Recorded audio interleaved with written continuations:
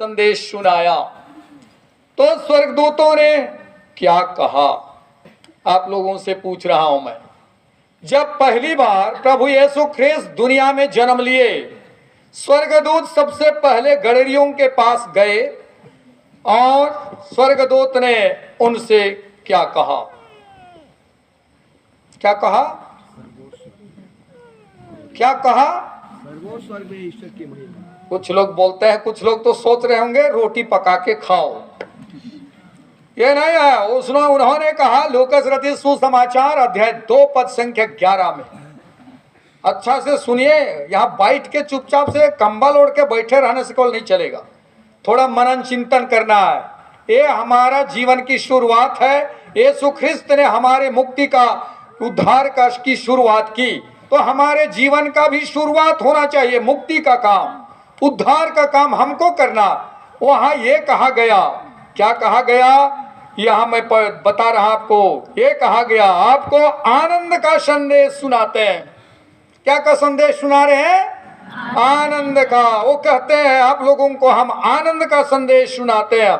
और ये आनंद का संदेश क्या है? आनंद का संदेश क्या है?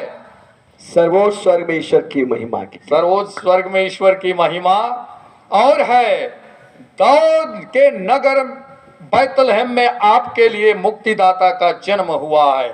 यह शुभ संदेश था कि दाऊद नगर बैतलहम में आपके लिए मुक्तिदाता का जन्म हुआ है। यह संदेश स्वर्गदूत ने गडरियों को दिया, भेड़ चराने वालों को दिया।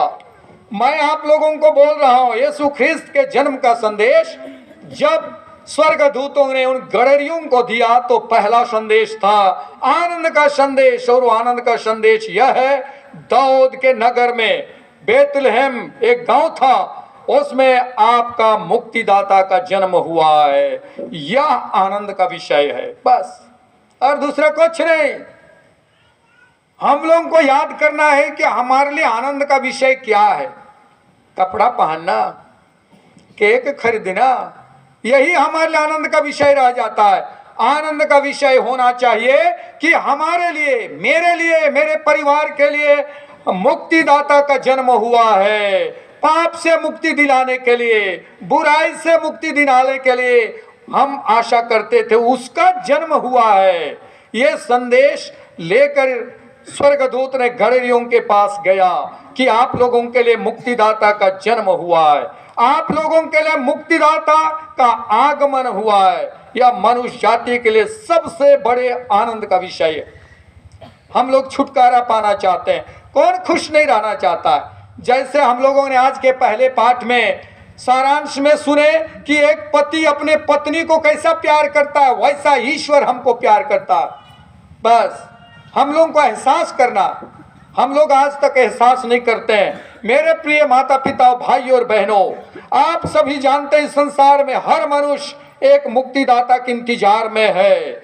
जो 2000 वर्ष पहले ईश्वर इस दुनिया में आए, लेकिन आज तक हमारे जीवन में प्रवेश नहीं किए, हमारे परिवार में प्रवेश नहीं किए।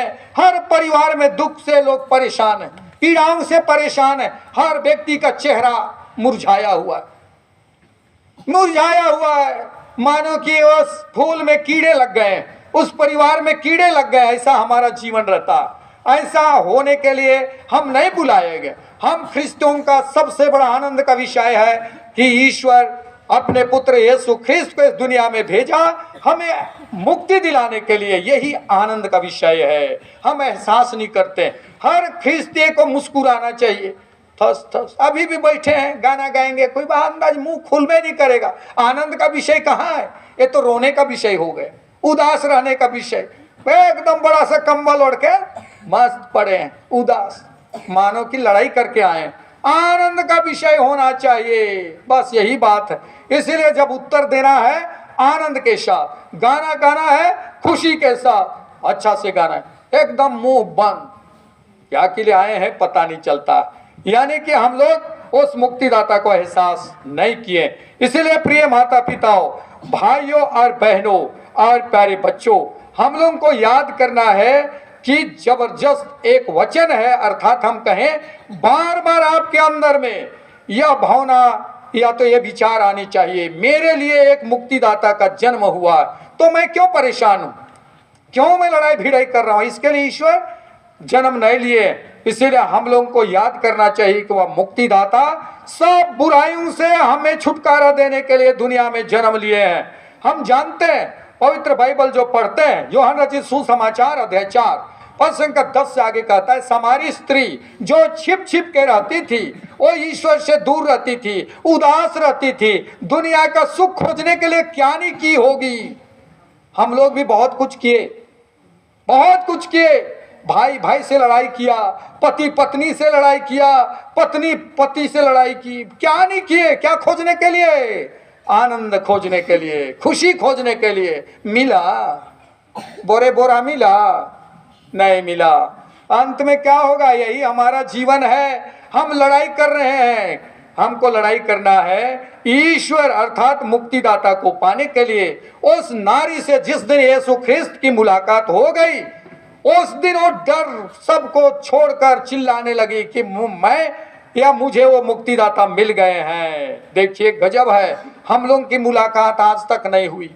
पति से तो मुलाकात हुई थी, 1 महीना के लिए मुस्कुराई, उसके बाद ठोस ठोस।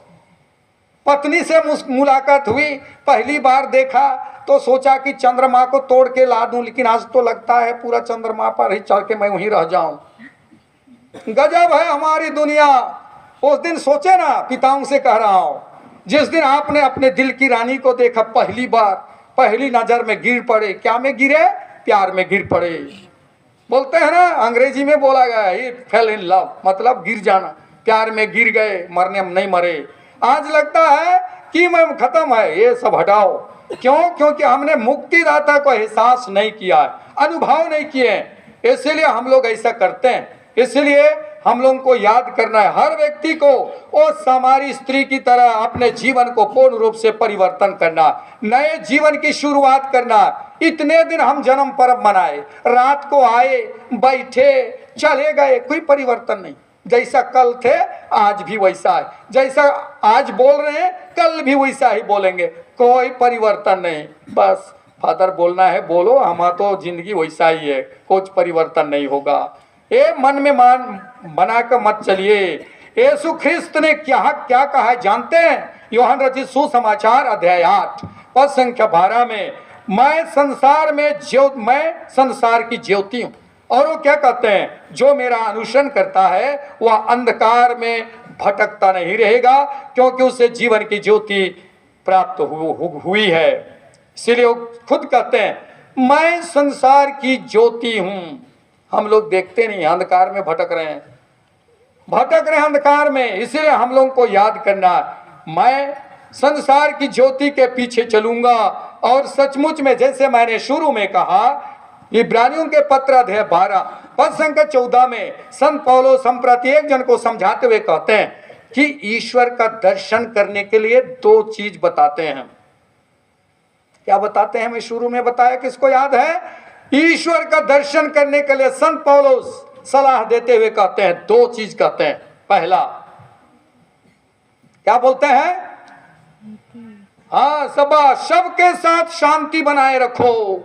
सबके साथ, पत्नी से केवल नहीं चलेगा, अपने बच्चों से केवल नहीं चलेगा, आस पड़ोस में रहने वाले सभी लोगों के साथ, सभी जातियों के साथ, सभी धर्म में जीने वालों के साथ शांति बनाए रखोगे तब ईश्वर का दर्शन कर पाओगे, नहीं तो नहीं। आज सोचिए, आपके परिवार में यीशु क्यों नहीं है? क्यों ईश्वर का दर्शन नहीं हो रहा? क्योंकि वहां लड़ाई है, झगड़ा है, ईर्ष्या है, द्वेष है। आएंगे यीशु ऐसे समय में?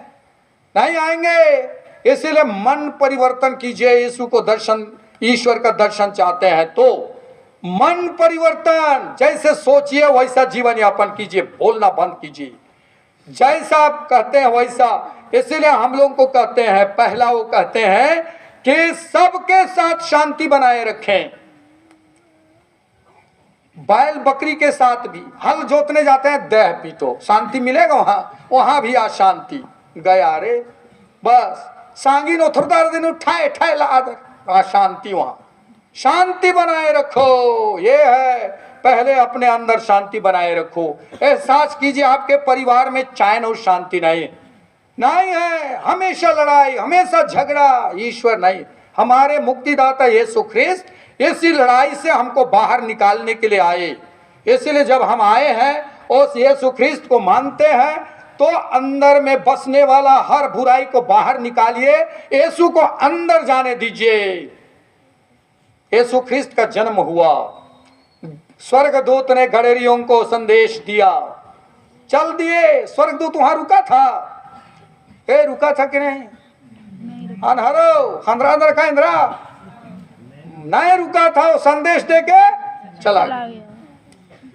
ये जो गडरिये थे, या हम बोलते हैं ज्योतिषी लोग थे, क्या को देख के गए?